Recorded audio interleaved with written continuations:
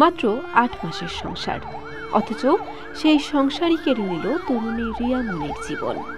পরিবার বলছে এটি আত্মহত্যা নয়, হত্যা। বরিশালের মেহেন্দিগঞ্জে মঙ্গলবার বেলা ১১টার দিকে উপজেলার উলানিয়া ইউনিয়নে এ ঘটনা ঘটে। মাত্র ১৬ বছরের রিয়া মনি প্রেমের সম্পর্কের সূত্রে গত মার্চে বিয়ে করেন ইমন হাওলাদারকে। কিন্তু বিয়ের পর থেকেই বদলে যায় সবকিছু। শুরু হয় নির্যাতন, অপমান আর মানসিক যন্ত্রণা।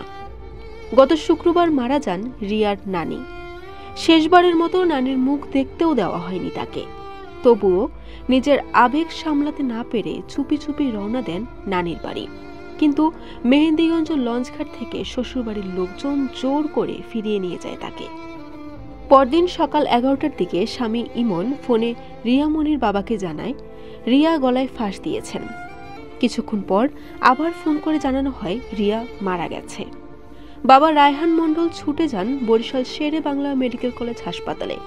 সেখানে লাশ পড়ে আছে তার আদরের মেয়ের।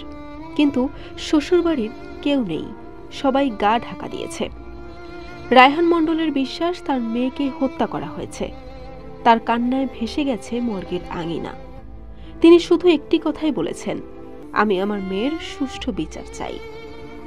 এ বিষয়ে মেহেন্দিগঞ্জ থানার ওসি মোহাম্মদ ফখরুল ইসলাম বলেন, লাশ উদ্ধার করে ময়নাতদন্তের জন্য বরিশাল মর্গে পাঠানো হয়েছে। প্রাথমিকভাবে একটি অপমৃত্যু মামলা দায়ের করা হয়েছে।